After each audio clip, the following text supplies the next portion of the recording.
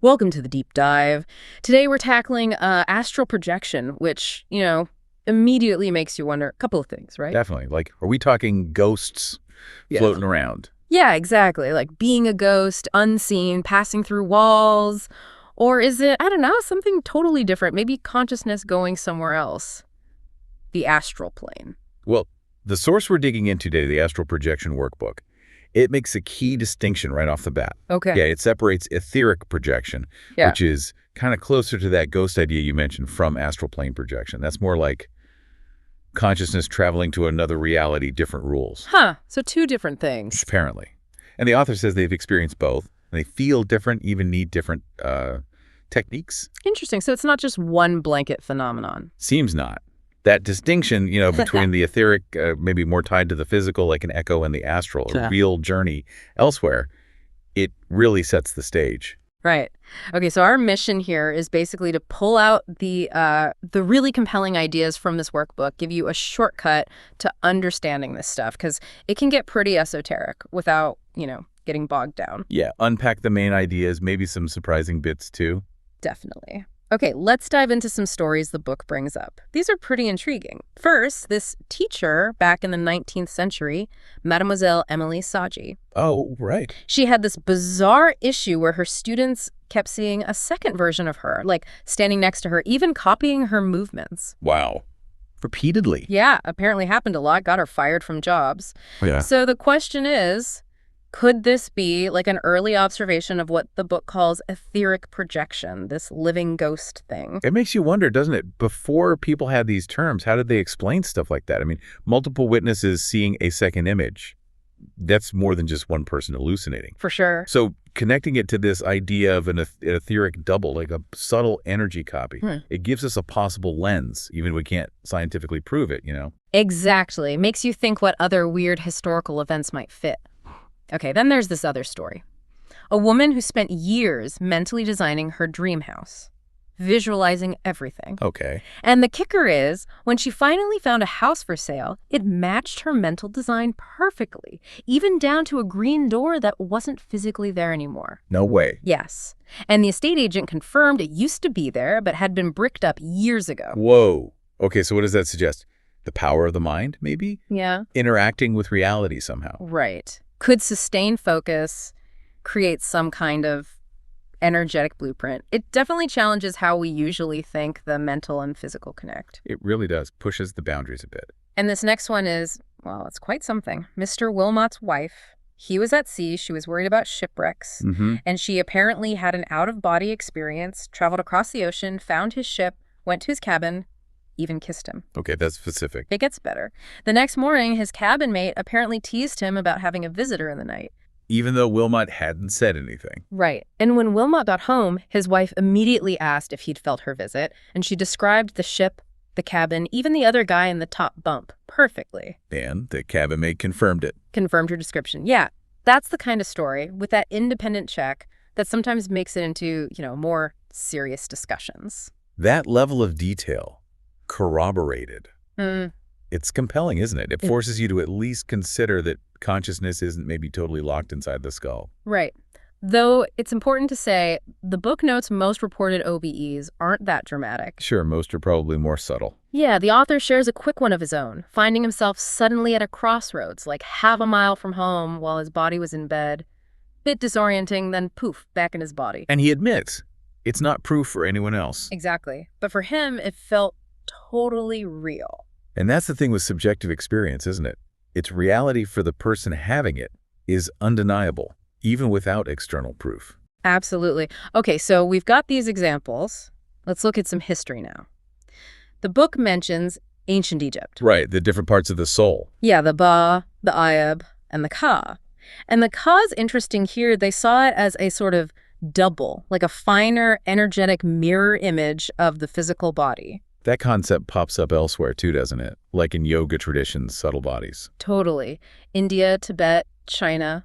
They often talk about layers of subtle bodies. And this idea eventually filtered into the West through theosophy. Ah, yes, Blavatsky and all that. Etheric, mental, spiritual bodies. Exactly those terms. So for now, we're going to focus on that first one, the etheric body, the energetic double. We'll circle back to the astral plane later on. Sounds good. It's striking how this idea of a subtle body just keeps appearing across cultures, isn't it? Maybe a shared intuition or a common experience interpreted differently. Could be. Now, when you talk about a body made of finer matter, mainstream science is generally skeptical. Understatement, maybe. Hard to measure. Right.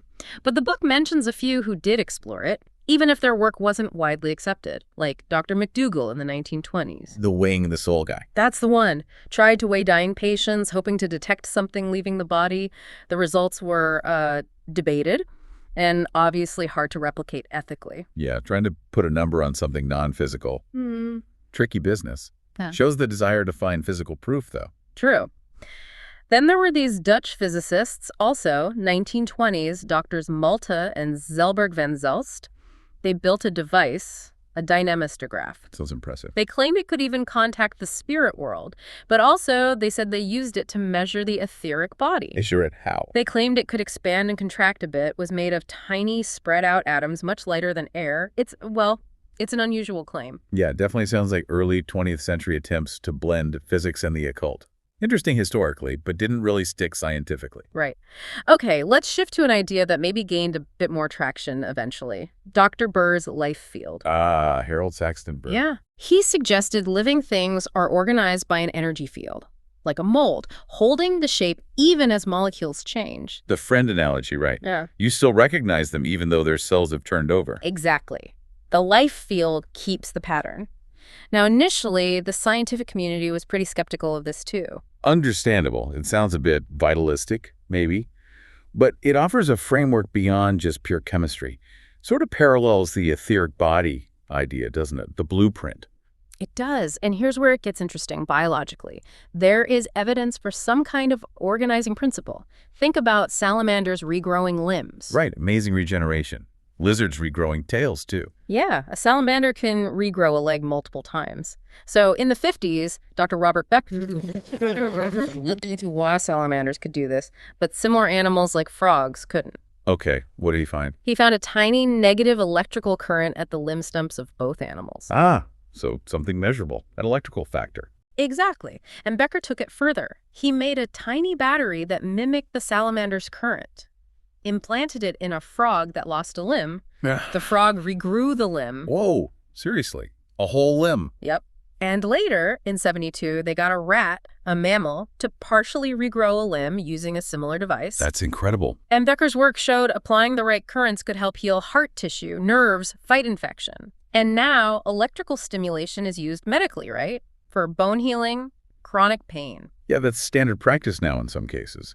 So even if the full life field idea is debated, the role of electricity in biology is totally established. Right. So Becker's work, finding this measurable electrical key to regeneration, it lends some, plausibility to the idea of an underlying energetic organization. It resonates with that etheric body concept. It's where science and these older ideas seem to touch, isn't it? Finding a physical correlate, an electrical one, for biological organization and healing. Okay, so let's connect this life field back to those occult ideas of a second body. The book points out double can be misleading. Yeah, suggesting it's just a copy. Right. But many traditions, especially Kabbalah, see it the other way around. This energy body, the phantom, is the foundation. The pattern the physical body grows on. The template idea again. Yeah. And some say that's why amputees feel phantom limbs. The etheric template is still there, whole. Which would make sense if that energetic structure persists. Explains the sensation. And the author notes how similar Burr's life field concept sounds to this ancient idea of the etheric body as the basic structure. The language is different, science versus occultism, but the underlying concept, remarkably similar. Okay, let's talk key figures. Sylvan Muldoon and Dr. Carrington. The classics. Muldoon had OBEs from when he was young. Carrington was initially skeptical, but Muldoon's detailed accounts won him over. So Carrington investigated. Yeah, visited him, did experiments even though Muldoon wasn't well, and encouraged him to write. Their book, The Projection of the Astral Body, huge influence. Even though the title mentions astral, it was mostly about etheric projection, right? Exactly. That's an important point the book makes. It was primarily focused on that more body-linked experience. That partnership, the experiencer and the investigator, was pretty key in bringing this topic more into the open in the West, giving it some credibility. Definitely. The book describes Muldoon's first conscious projection, age 12, feeling stuck, glued to the bed, then intense vibrations. The vibrations, yeah, that comes up a lot. And then seeing a second him lying there. Startling, obviously. That whole sequence, immobility, vibration, seeing the double, seems like a classic pattern in these etheric projection accounts. Signs of the separation process starting. Now, the book really hammers home how real the etheric body feels, how easy it is to confuse it with the physical. Like the author's own story. Yeah, waking up, needing the bathroom, gets up, walks to the door, finds it locked, tries again, still locked, confused, then realizes his hand goes through the handle. Oh, right, the moment of realization. He looks back, sees his physical body still in bed. Took a few tries before he consciously moved his physical self, but subjectively felt totally normal. Weight, gravity, temperature, even the bladder pressure. But couldn't interact physically. The key difference. Solid objects aren't solid to the etheric form. Different level of something. Vibration, maybe. Yeah, which begs the question, how do you feel physical stuff, like a full bladder in an etheric body that doesn't have a bladder right then? Good question. Muldoon's idea. The silver cord or cable, connecting the two bodies, transmitting sensations back and forth. The link. Whether it's literally a cord or some energy connection, something has to bridge that gap to explain the shared sensations. Exactly. And this link has consequences. Occult lore warns against disturbing the physical body during projection. Because the etheric snaps back. Instantly, instinctively, even a light touch. Common after effects or headaches, maybe unexplained bruises sometimes. Says the separation and return isn't trivial, it's an energetic event. Right, and the link works the other way too, slightly. The etheric can influence the physical a bit, like that feeling of floating just above your body. A subtle interplay. Okay, so what about the fear? Getting lost, not being able to get back. Big fear for people, yeah. The book says etheric trips tend to be self-limiting. Physical discomfort, hunger. It creates a pullback. A homing instinct. Plus, if you know about the silver cord, you can follow it. Or Robert Monroe's advice. Just think about your physical body, or even just your foot, and you'll snap back. So built-in safety features, essentially. Reassuring for beginners. Let's talk about weird stuff in the projected state. Arms through walls, hands sinking into doorknobs. The non-physical interaction. And different travel speeds. Muldoon mentioned normal walking speed. An intermediate speed that's faster involves levitation. Levitation. Yeah, the author remembers his own feet lifting off the bed during one exit. Matches that description. And then there's instantaneous travel, just thinking yourself somewhere. Teleportation, basically. Pretty much. And some even claim space travel in the etheric body, though that's more extreme. Shows the etheric realm plays by different rules. Less constrained by physics as we know it. More energetic. What about safety then? Is it dangerous? Muldoon projected loads while sick, apparently unarmed. He even thought illness might help projection loosen the connection. Interesting theory. The book stresses serious harm seems rare. Headaches, minor stuff, maybe linked to anxiety. Some projectors even believe we all do it naturally in sleep to recharge. Like a nightly energy top-up via the etheric. Plausible within that framework. But it's not always fun, the book admits. Disorientation, balance issues, feeling ill during partial spontaneous projections when you're awake. Yeah, not ideal. And that catalepsy, the feeling of being paralyzed, plus the vibrations, can be scary the first time. Totally. Big difference between that and an experienced projector just slipping in and out easily. Practice makes perfect, maybe. Have they studied the physiology, brain waves and stuff? Yeah, some experiments showed changes in brain electrical activity. Sometimes look like REM sleep patterns, but it varied between people. So it confirms something is happening subjectively. Exactly. It validates the experience for the person. But does it prove consciousness objectively left the body? Not necessarily. Skeptics talk about the adolescence fantasy, just a very vivid internal state. But then you get anecdotes suggesting objective reality, like Martha Johnson visiting her mom miles away. And the mom confirming details. Yeah. Science dismisses that as anecdotal, lacks controls, but for the people involved, super convincing. It's that gap between subjective certainty and objective proof. There was also Dr. Harari's cat, Spirit, reacting to his projected presence. Right. Animal reactions are interesting. These stories keep the question alive, even if they aren't lab-proof. They definitely challenged the purely internal explanations. Okay, so how do you try to do this? Induce it. The book lists several techniques. hypnosis, self-hypnosis. Using guided audio, maybe, to learn self-induction. Yeah. Biofeedback, too. Using those galvanic skin response, GSR devices. All right, to monitor your relaxation level and learn to control it consciously. Get into that deeply relaxed state. Then just pure physical relaxation methods like 24 breathe in for 2, out for 4. Slows everything down. And progressive muscle relaxation. Tense, release, all over the body. Visualizing heaviness. Consistency is key. Plus mental calm. Not forced concentration, but tranquility. Quieting the chatter. The book also mentions contemplation, focusing on something, say a rosebud, and imagining being it, identifying with it. A classic meditative technique, really. Yeah. Single-pointed focus leading to altered perception. Mantric meditation is another one. Repeating a sound or phrase like Mani Padme Hum. Over and over, yeah. To focus the mind, block distractions, the rhythm helps. And then there's the witch's cradle. Oh, boy. Sensory deprivation, right? Totally. Suspended in a sack, spun around to get disoriented, needs a helper, safety precautions. This sounds intense. Yeah, disrupting normal senses to maybe trigger an OBE. Definitely not gentle. Probably not the first thing to try. Probably not. More. Conventionally, maybe surprisingly, is sexual orgasm mentioned. Really? Yeah, a specific type with an upward surging feeling, said to potentially trigger either etheric or astral experiences. Well, the energy connection again. Interesting. Robert Monroe's techniques get mentioned, of course. Hemisync audio. Right, aiming for specific brainwave states. Yeah. Deep relaxation focus levels, like focus 10 with the vibrations. He also talked about overcoming the fear barrier. Yeah, the psychological aspect. And Muldoon had his own methods, using pre-sleep imagery. Visualizing floating, rising. Exactly, like being in a balloon going up. Yeah. And building in a suggestion to wake up during the process. He thought projections often happen during sleep anyway, you just need to become aware. Catching yourself in the act, basically. And finally, the body of light technique. Pure imagination, almost. How does that work? You vividly visualize your energy body. Imagine it walking around the room.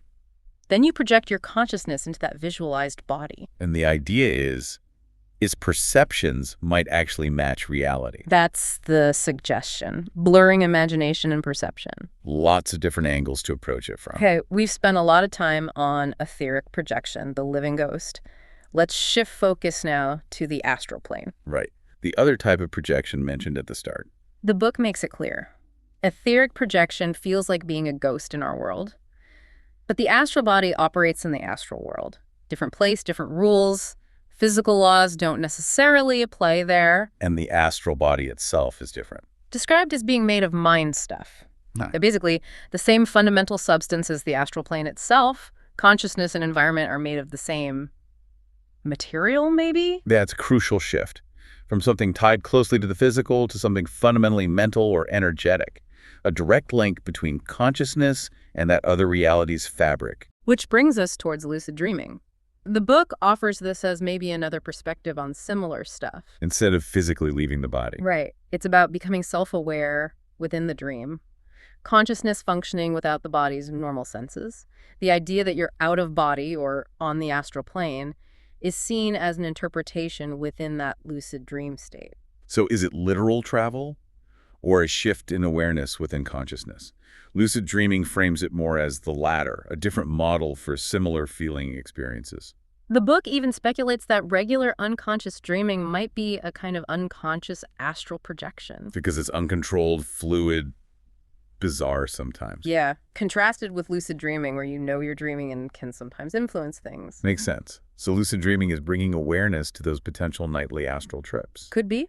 Triggers for lucidity mentioned include meditating early morning. Not necessarily trying to lucid dream, but just for spiritual practice. Right. Also, strong emotions love, deep connection, and just letting go, not trying too hard. Plus, complex Tibetan techniques are hinted at. Cultivating the right state of mind, emotional resonance. Maybe that opens the door to awareness in dreams. Okay, so how about accessing astral levels without necessarily full projection? The book talks about astral doorway. Techniques to peek through? Kind of. First, symbolic objects, like W.B. Yeats and Florence Farr using simple cardboard squares. And getting vivid visions. Yeah. Suggests even imagined symbols can work as gateways if you invest them with focus and intent. The power of the mind creating pathways through focused attention on saddles. Then there's the Kabbalistic tree of life, presented as a map, right? cosmic and astral realms. Malkuth is the physical world. And Yesod as the astral plane. And a key Kabbalistic idea is that the astral underlies the physical, influences it. This is big in Western magic traditions. Right, the tree provides a structure. Different levels of reality interconnected. The astral is that crucial link between physical and spiritual.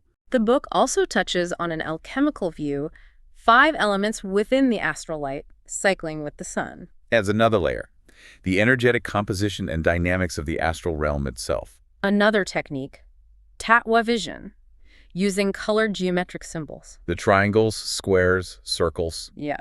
To train visualization, aiming to perceive astral levels. This leads into projection with Golden Dawn symbols. Using those tatwas as starting points. Right.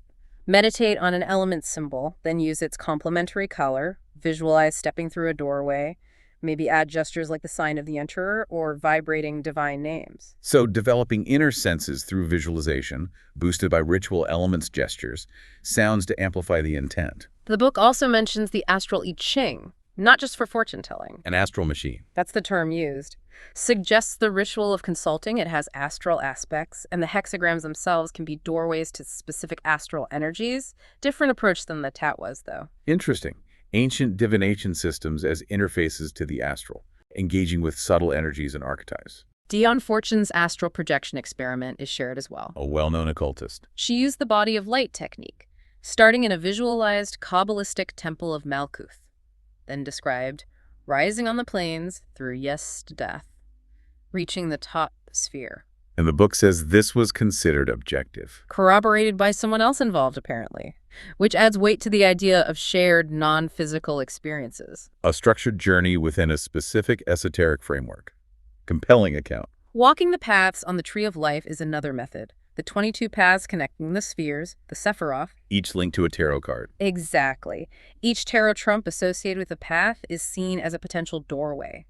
The imagery represents the energies you encounter, like Path 32, the World card, Path 29, the Moon, Path 20, Judgment. Using tarot imagery as a visual map for exploring those specific astral energies between the spheres. Rich symbolism. Guided tours are suggested as maybe safer for beginners, like an elemental pathworking example with Peralda, the King of Air. So following a preset narrative or visualization? Yeah. Using the Air Tatwa or meeting Archangel Uriel in the Malkuth Temple as entry points. Recommended to use the body of light technique first. Offers structure and support for initial explorations. Focuses the experience. Finally, projection in practice and getting back. Advanced folks might move between planes easily. But for beginners. 2 Kabbalistic return methods.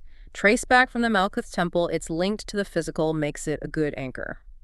Or just mentally sink down from Yesod, the astral sphere itself. Using the established frameworks to navigate back. And again, emphasizing relaxation, visualization skills as fundamental. Oh, and a brief mention of the Christos experience 3 people. Stretching expansion exercise. Less common. So clear intention, specific methods, and those core skills of relaxation and visualization seem key. Okay, the workbook finishes with a Q&A addressing common worries. Let's run through some. Will I die if I project? Big one. The book says for etheric projection, highly unlikely. Cites Muldoon projecting while very ill without harm. Is it easy to stay out? Usually hard, especially etheric. That physical pull is strong. Lose awareness of the physical body. Yes, usually happens quickly. Often necessary for it to work well. Can't find my way back. Etheric. Silver cord, power of thought. Astral. Thinking of the physical body usually works. Seems there's always a connection. Dangers on the astral plane. Encounters with entities can be scary, but rarely harmful, apparently. Keys, staying calm, remembering it's mind stuff, and you can always snap back. Right, the instant return safety net. Also suggests the astral environment reflects your inner state, physically harmful. Minor discomforts maybe could aggravate existing conditions, but generally safe. If sensible. Any real value? It's presented as exploration, personal growth, not about getting superpowers. Is it sinful? Churches might frown on esoteric stuff, yeah. But projection-like things happen in religious contexts. 2 near-death experiences, saints bilocating. So hard to label it inherently sinful. Nuanced answer there. Places I cannot go. Seems so. The example of the wife unable to enter a friend's bedroom during intimacy suggests maybe privacy creates energetic barriers. Yeah, can I manipulate the astral plane? Advanced folks are said to. Ritual magic techniques, like banishing pentagrams, are believed to create astral structures, cleanse spaces. Travel to other planets. Book says convincing proof is lacking. Mentions George Adamski, but notes he wasn't credible. So probably not in the way we think of space travel. Yeah, that seems like a stretch based on the evidence presented. Can animals project? Etheric seems human only, but astral encounters with animals, living and dead, especially cats, are reported. Interesting distinction. Cats often feature in occult lore. Did ancient cultures know about this? Evidence suggests yes. Egyptians again, with the Ka and Abe. Speculation about the king's chamber in a great pyramid maybe being used to preserve subtle bodies ties it all back nicely. That Q&A covers a lot of ground, addresses the common fears and curiosities directly. It does. Okay, so wrapping up this deep dive into the astral projection workbook, whether it's the etheric living ghost close to home or the consciousness journey to the astral plane, it's a really compelling exploration, isn't it, into consciousness, reality itself. Absolutely. And what's great about the source is how it blends the stories, the history, the practical techniques. It really invites you, the listener, to just consider possibilities beyond our normal physical understanding. Yeah, this was definitely a curated look at the sources you shared, trying to hit the highlights without getting overwhelming. Some surprising stuff in there. Definitely thought-provoking. Which leaves us with that final thought for you to mull over. Considering everything we've touched on, the history, the anecdotes, the techniques, what does it all suggest about the limits of how we currently understand consciousness? And the potential for experiences that go beyond the purely physical? It's a big question. Definitely something to ponder. For sure. Well, thanks for joining us for this deep dive.